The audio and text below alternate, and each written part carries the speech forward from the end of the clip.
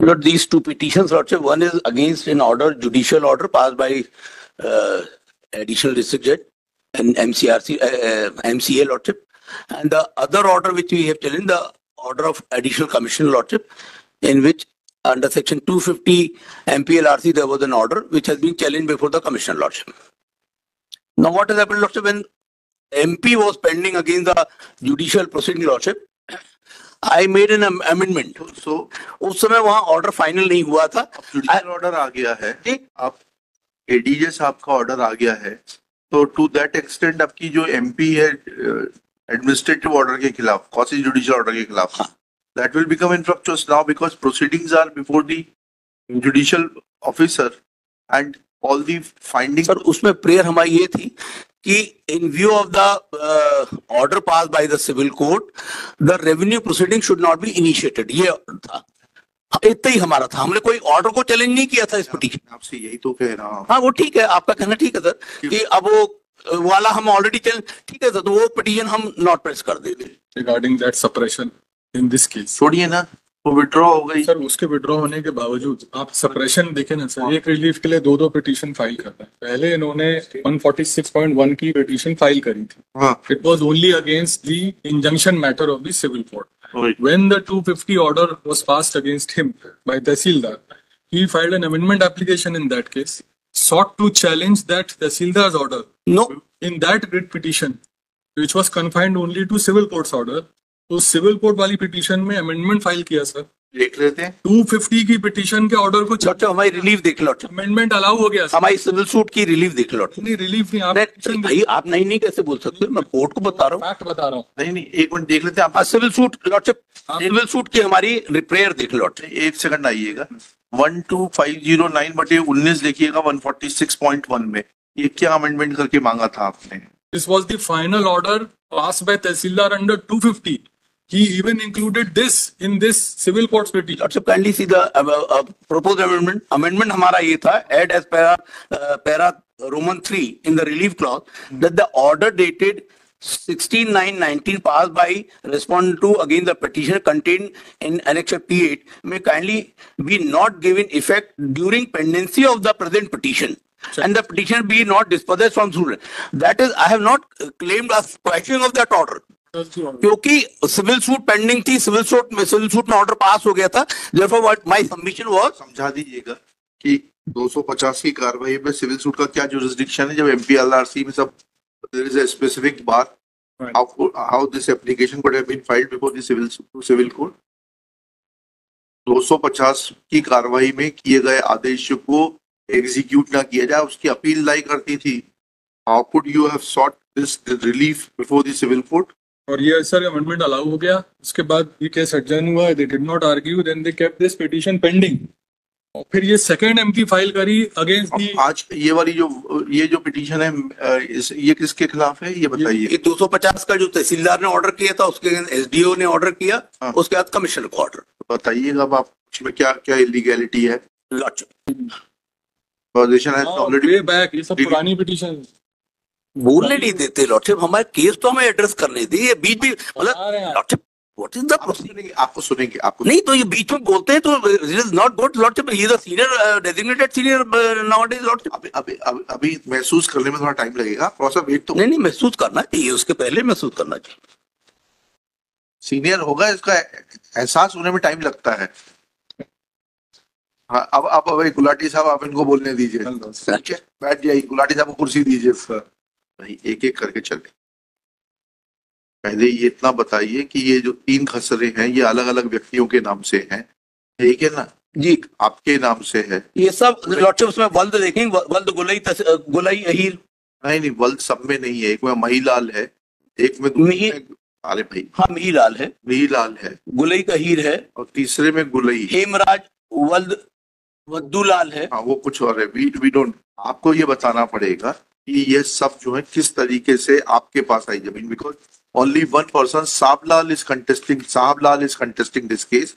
Show me that how this land has devolved in favour of Sahablal and how much land has devolved in favour of Sahablal. Civil suit में lordship हमने वो सब नहीं पूरा सिजरा अपना family tree पेश की है. सिजरा से अकेले से नहीं होता ना, ये तो 1928-29 का खसरा आपने लगा दिया, ठीक है। अब ये संवत है कि साल है ये भी नहीं मालूम हमको। 1928-29 लिख दिया है इसमें खसरे में, पेज 14 के टॉप पर जाइएगा, ठीक है। तो इस सब से आपकी मदद नहीं होगी। First you establish your title and the extent of your title in relation to these khasra numbers, then we will proceed further. Let me give a week's time, Doctor. I will furnish all the document. Huh? Civil suit में सब पेश है। Civil suit में page 55 में finding in the against him title की वो पढ़ लेते हैं। And he has withdrawn that petition now. अरे अभी साइन कहाँ किया ऑर्डर? नहीं कितना पर?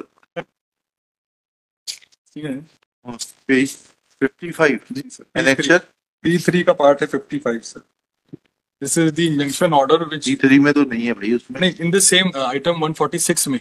अच्छा 146। यस 146 में ऑर्डर लगे हैं सिविल कोर्ट। अच्छा नहीं इसमें भी लगे हैं, 140 पेज 55 में है, इसमें भी लगे। 789 में trial court has said no injunction can be granted to him because he has failed to prove prima facie title and this has been confirmed by appellate court and that petition just now appellate court को वही मूल सवाल पूछा आपसे, thumb rule वही है कि इनका टाइटल तो बता दें। प्राइमा फेसी सर दोनों कोर्ट ने देख लिया इंजंक्शन के केस में, बोला टाइटल तो है। बताइए टाइटल कहाँ है आपका?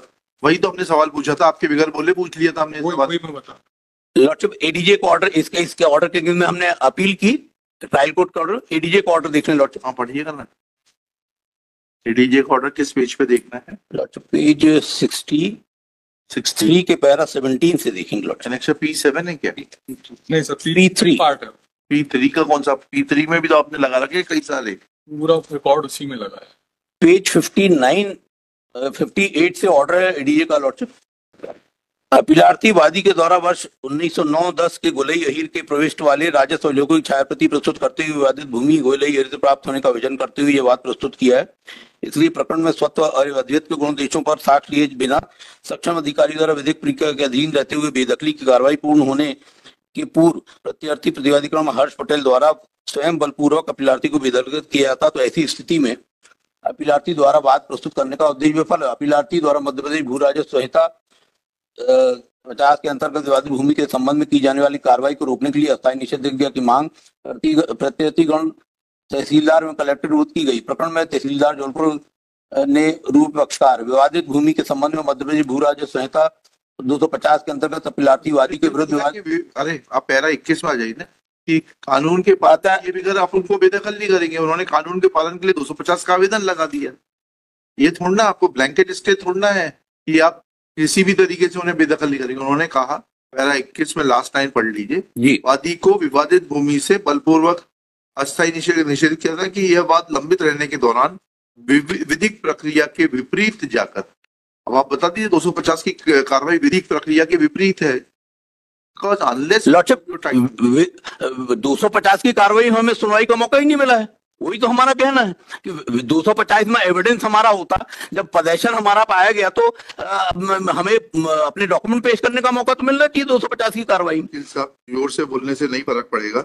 जिस तारीख को सीमांकन हुआ था, हाँ बता दीजिए, आपको नोटिस नहीं था सीमांकन का, उसके बियॉन्ड और कोई सुनवाई नहीं होगी। जब सीमांकन में कब्जा तो हमारा पाया गया, कब्जा पाना आप फिर you are too much bound by the instructions of your client rather than assisting the court.